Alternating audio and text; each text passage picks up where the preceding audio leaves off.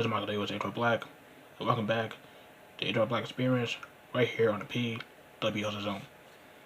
Now, I wasn't going to talk about the so-called horror show at Stream Wolves this Sunday night, but I figured you didn't want to go to that torture of me talking about WWE. Trust me, I don't want to talk about it either. So I want to come on here and talk about Impact Wrestling. Yeah, shocker, right? Me talking about Impact Wrestling. Now, it's very rare that I do talk about Impact Wrestling, but when I do, it's always I always have something to say. Always have something bad to say about Impact Wrestling, because they always doing stupid shit. But they promise that the world is gonna change, and by the world I mean Impact Wrestling, the Impact Wrestling world. They say it's gonna change at Slammiversary. They're one of their biggest events in Impact Wrestling history, this Saturday night on July 18th. And they promise a former world champion will return, and we may or may not see all 20 wrestlers that got released for WWE on Impact Wrestling this Saturday night on Slammiversary.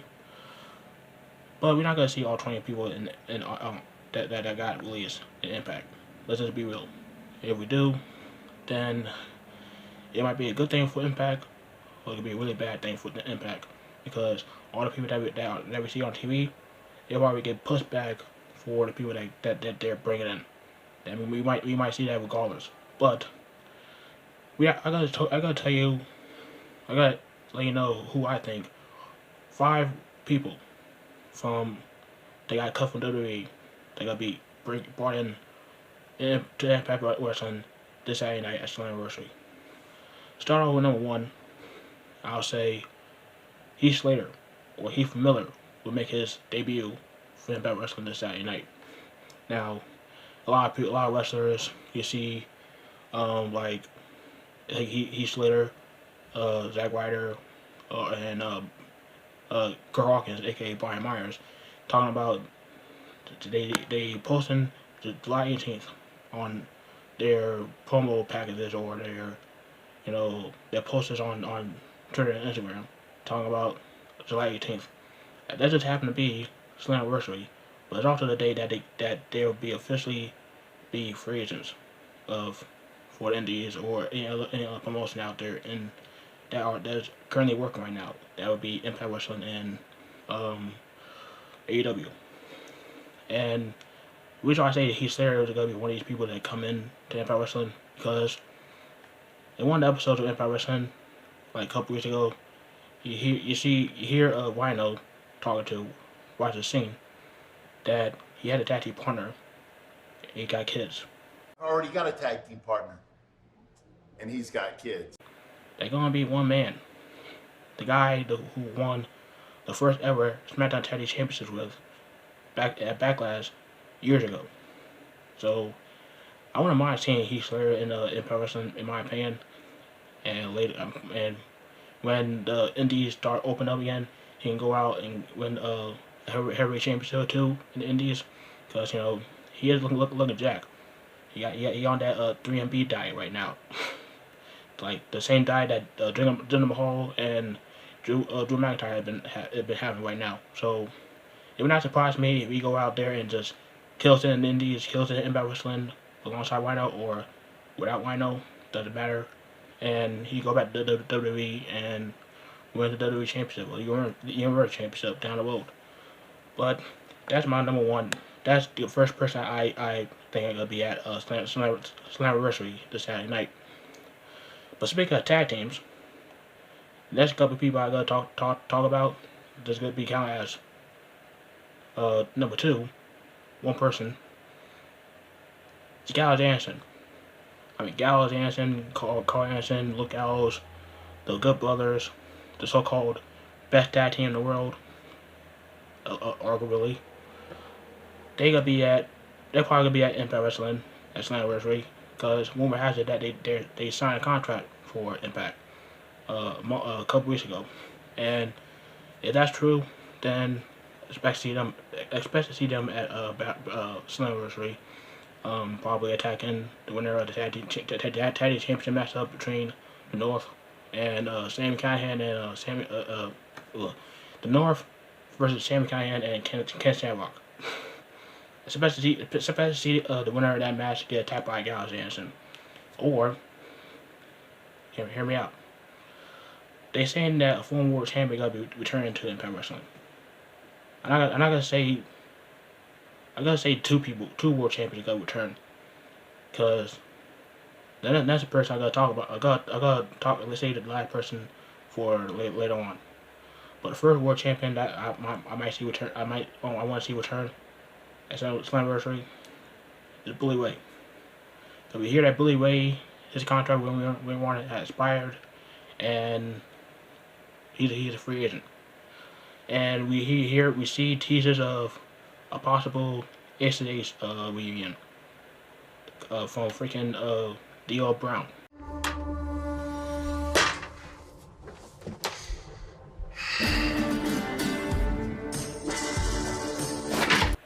So we're hearing that possible Ace of Ace reunion. Bully Ray is a free agent. He's a former world champion, and he will not be coming alone. The person that we see from the vignettes of Slammiversary, he's not gonna come alone. So how about we see Bully Ray bringing back Ace and Ace, but alongside Gallows Anderson. I mean, it'd be a new approved Ace and Ace with Bully Ray, Gallows Anderson. Why not? Why not have that? Why not have Bully Ray be the manager of Luke Gallows and Carl Anderson, and have Bully Ray and or D.L. Brown be the heavies of the group? I mean, come on now. Who doesn't want to see that? But I digress. Let's move on to another person that I want to see. That they might show up at some anniversary, and that would be Brian Myers, aka Kurt Hawkins. I mean, yeah, it might be a stress. It might be random, but I think I want to see him back in Impact Wrestling. I think he could do pretty good in there as a mid Carter. I mean, he might go after the SWA Championship. I mean, I don't mind seeing a match between him and Willie Mack, or hell, even him or Chris Bay, because we all know that Kurt Hawkins, Brian Myers, he can go in the ring.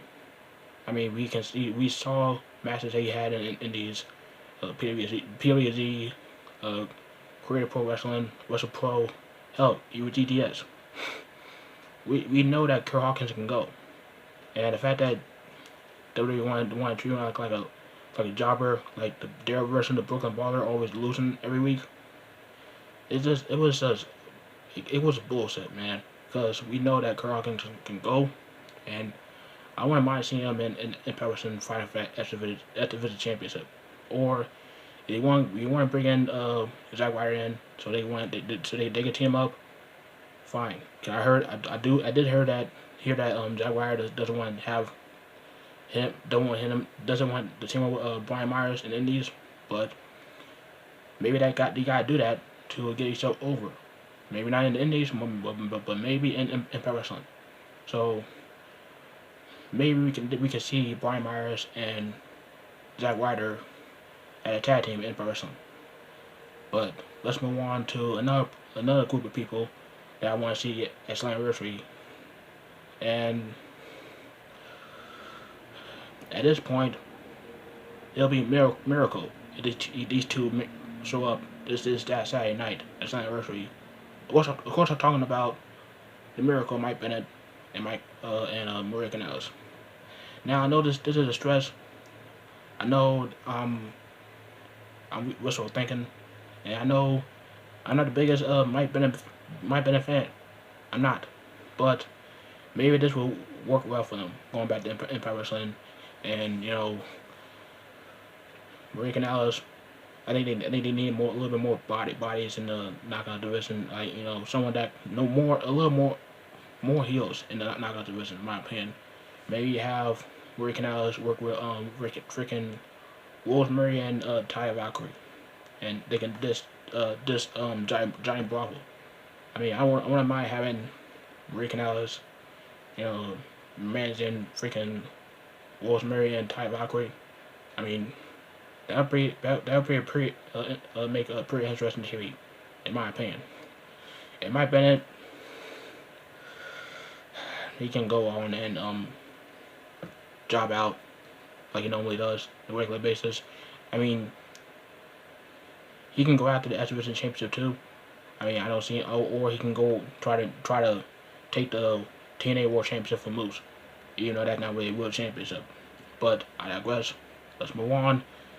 Speaking of World Champions, speaking of World Championship matches, this last person I want to see at Slammiversary, I want to see in this Fatal 4 match for to determine the new Impact World Champion, and none other than EC3. Ethan Carter the third. I wouldn't mind seeing this guy back in Impact Wrestling. I mean, seemed like he had a great run in Impact Wrestling versus what he had in WWE. Of course he did. I mean, in WWE he was treated like a jobber. He was a joke. And yeah, he's not the best wrestler, but he has a lot of charisma. And I think that would hit EC3 the hardest because he didn't have a chance to show off his charisma in WWE, but in NXT. And the fact that, you know, they saw a star in EC3 in Impact Wrestling, but they didn't see it in WWE. It makes you wonder what went wrong. But I wouldn't mind seeing EC3 in this Fatal 4-Way match, having him take the title over Trey Miguel, Ace Austin, 8 hours. I wouldn't mind seeing that, and you can work on a possible title match between him and Moose down the road. And I mean, why would we not want to see EC3 back in Impact? I mean, he teasing that he will go to AEW, Ring of Honor, NWA, but you having him teasing the fact he might come back to Impact Wrestling. You having Moose already talking trash about EC3. I mean, this is a match waiting to happen in Impact Wrestling. Give me EC3 versus Moose, title for title, championship for champion. Let's make it happen. So that's my picks of who I want to see at Slammiversary this Saturday night. Heath Slater, Gallows Anderson, Bully Ray, Mike American Alice, and Carl Hawkins and EC3. That's people I want to see. I did say 5, but really I picked 6 or 7 or 8. Doesn't matter. Those are people I want to see at Slammiversary. I mean, let me know what you think down below. Who you think who gonna show up? Do you think all 20 people gonna show up for to Impact Wrestling? Or you give me a number, give me the people you want to see at Slammiversary for Impact Wrestling down below. Until next time, make sure to like the video, subscribe, tap the bell, and shout out to Big Ray Hernandez. He going to surgery, I believe, today, and by the time the video is up, he's gonna be going to the surgery. Big wishes, hopefully for a speedy recovery, and we all pray for you, man. All love, always. Till next time, I'm Michael Davis, Black. I'm out.